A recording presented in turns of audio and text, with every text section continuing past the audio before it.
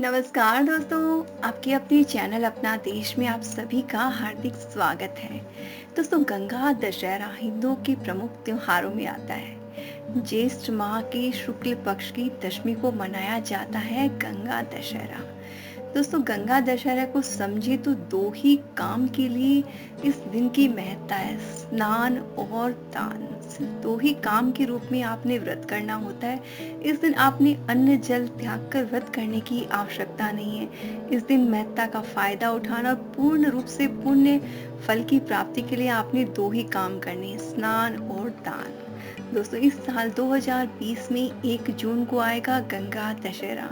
गंगा दशहरा के दिन गंगा नदी में स्नान ध्यान करने से व्यक्ति के सभी पापों से मुक्ति मिलती है और दान करने से बहुत अधिक पुण्य फल की प्राप्ति होती है। धार्मिक मान्यताओं की माने दोस्तों, गंगा जी के नाम की स्मरण मात्र से ही व्यक्ति के पाप कट जाते हैं। दोस्तों, वैसे तो निर्जला एकादशी के एक दिन पहले गंगा दशहरा मनाया जाता है, लेकिन कभी-कभी तिथियों की वजह से दशहरा और निर्जला एकादशी एक ही दिन पड़ती है।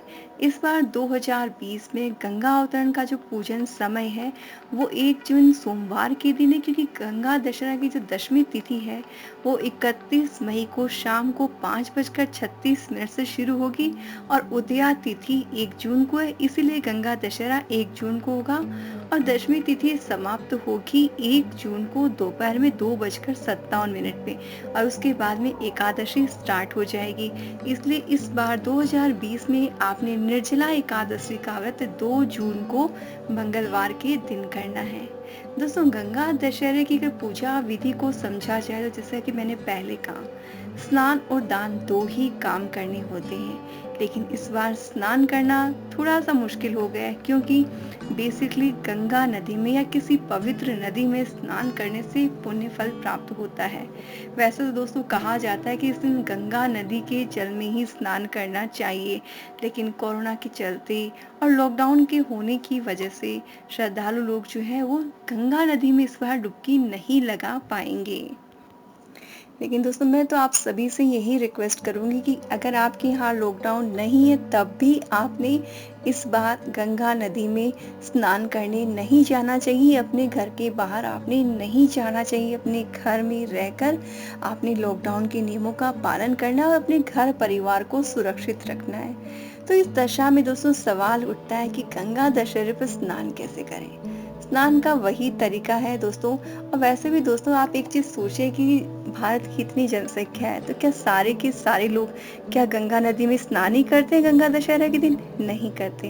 तो वे क्या करते हैं दोस्तों? घर में हर हिंदू घर में गंगा जल होता ही है, तो आपने उसी गंगा जल की कुछ बूंदे अपनी बाल्टी में डालनी और फिर उसके बाद में नॉर्मल नल का पानी उसमें ऐड कर लेना है। ख्याल रहे दोस्तों, आपने पानी में गंगा जल नहीं डालना है, गंगा जल में पानी डालना है, क्योंकि कहा जाता है कि अगर गंगा जल में पानी डालो तो पूरा जल गंगा जल बन जाता है और गंगा जल को नहाने से ही पुण्य फल होता है। लेकिन आप नॉर्मल जल में अगर कुछ बूंदे डालेंगे तो उसका उतना पुण्य फल नहीं मिलता है, ऐसा कई जगह शास्त्रों में लिखा हुआ आता है। तो आपने भी वही काम कर लेना है, अपने घर के जल में पहले बाल्टी में गंगा जल डाल लें और उसके बाद में स्नान कर लें।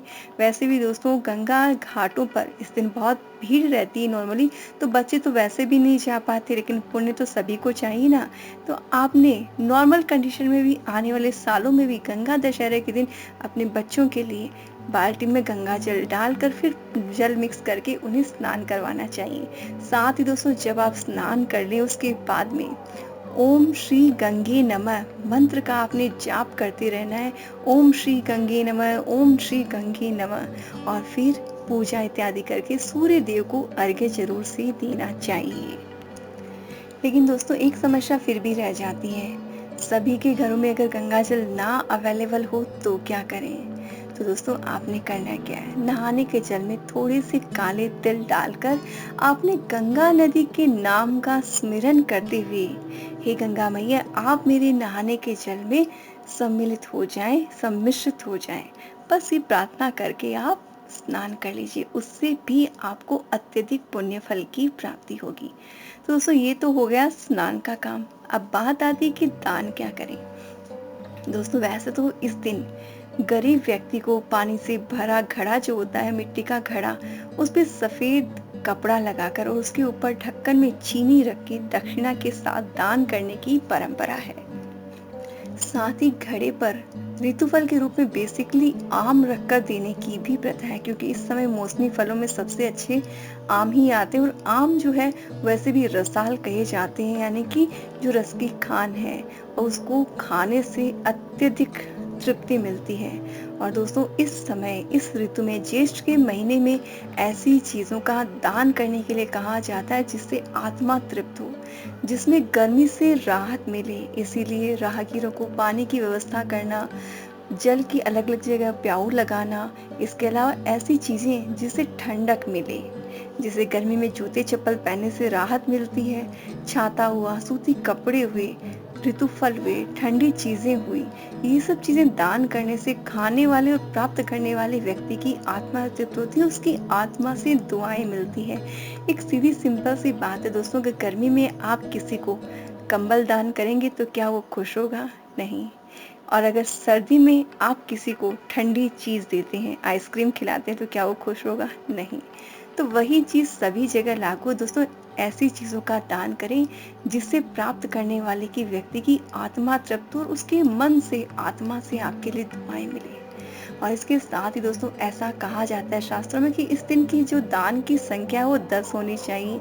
यानी अगर आप पूजा कर रहे हैं तो 10 प्रकार के फूल हुए, 10 प्रकार की गंध, 10 दीपक, 10 प्रकार के नैवेद्य, 10 पान के पत्ते, 10 प्रकार के फल, और जो भी चीजें आप दान कर रहे हो 10-10 की काउंटिंग में होनी चाहिए। लेकिन दोस्तों, इसके साथ ही सबसे ज्यादा चीज जो इम्पोर्टेंट है वो ये कि आपकी जितनी सामर्थ्य हो दोस्तों, उसके अकॉर्डिंग दान करें।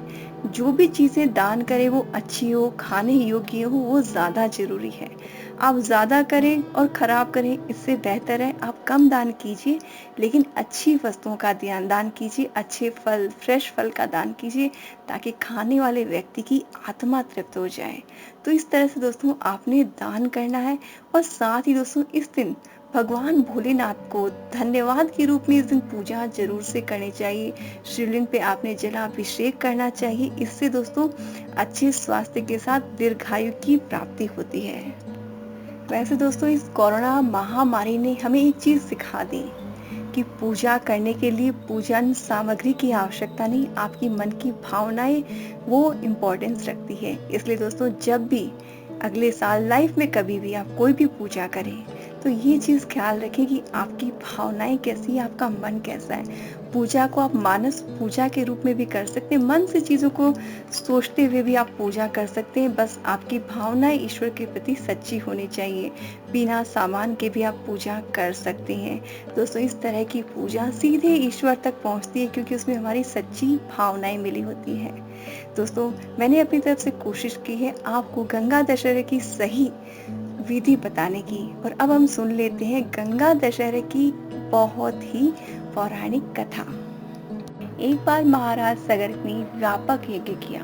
बहुत बड़ा यज्ञ था और उस यज्ञ की रक्षा का भार उनके पौत्र अंशुमान ने संभाला। इंद्र ने सगर के यज्ञीय अश्व का अपहरण कर लिया ताकि यज्ञ जो है वो अच्छे से परिपूर्ण ना हो, और यज्ञ के लिए विघ्न डाल दिया। परिणाम स्वरूप क्या हुआ? अंशुमान ने सगर की 60,000 प्रजा को लेकर अश्व को खोजना शुरू कर दिया। सारा भूमंडल खोज लिया पर अश्व कहीं नहीं मिला, और फिर अश्व को पाताल लोक में खोजने के लिए पृथ्वी को खोदा गया। और जब खुदाई पर उन्होंने देखा कि साक्षात भगवान महर्षि कपिल के रूप में तपस्या कर रही हैं, और उन्हीं के पास महाराज सगर का अश्व जो है वो घास चल रहा है। और प्रजा ने उन्हें देखकर चोर चोर चिल्लाने लग गए। और महर्षि कपिल की जो समाधि थी, जिस तपस्या में वो बैठे थे लंबे समय थे, वो टूट गई। और ज्यों ही महर्षि ने अपने आग्नेय नेत्र खोले, त्यों ही सारी की सारी प्रजा उनकी आंखों से निकलने वाली अग्नि से भस्म हो गई। और इन मृत लोगों के उद्धार के लिए ही महाराज दिलीप के पुत्र भगीरथ ने कठोर तप किया था। राजा भगीरथ के तप से प्रसन्न होकर ब्रह्मा जी ने उन्हें वर मांगने को कहा, तो भगीरथ ने गंगा मैया की मांग की। इस पर ब्रह्मा ने कहा कि राजन, तुम गंगा का पृथ्वी पर अवतरण तो चाहते हो, परंतु तुमने पृथ्वी से पूछा है कि वह गंगा के भार तथा वेग को संभाल पाएगी? मेरा विचार है कि गंगा के वेग को संभालने की शक्ति केवल भगवान शंकर में ही है। इसलिए उचित ये होगा कि गंगा का भार और वेग संभालने के लिए भगवान शिव का अनुग्रह प्राप्त कर लो। महाराज भगीरथ ने वैसा ही किया। उनकी कठोर तपस्या से प्रसन्न होकर जो है ब्रह्मा जी ने तो गंगा जी की धारा जो है वो अपने कमंडल से छोड़ दी। तब भगवान शिव ने गंगा की धारा को अपनी जटाओं में समेट कर जटाएं बांध ली और इससे क्या हुआ, गंगा जी जटाओं में कैद हो गई और फिर कहीं से बाहर निकलने का उन्हें रास्ता ना मिला। अब महाराज भगीरथ के लिए एक और चिंता खड़ी हो गई।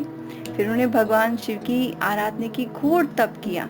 तब कहीं भगवान शिव ने गंगा की धारा को मुक्त करने का वरदान दिया और इस प्रकार शिव जी की जटाओं से छूटकर गंगा जी हिमालय की घाटियों में कलकल निनाद करते हुए मैदान की ओर मुड़ी और इस प्रकार भगीरथ पृथ्वी पर गंगा का वर्णन करते हुए बड़े भाग्यशाली हुए। उन्होंने जनमानस को अपने पुण्य से उपकृत कर दिया और युगों युगों तक बहने वाली गंगा की धारा महाराज भगीरथ की कष्टमयी साधना की गाथा कहती है। दोस्तों, जो गंगा मैया धरती पर बहती है, तब जब गंगा जी धरती पर अवतरित हुई तो उनके वेग से जनु ऋषि का जो घर था वह भी बह गया।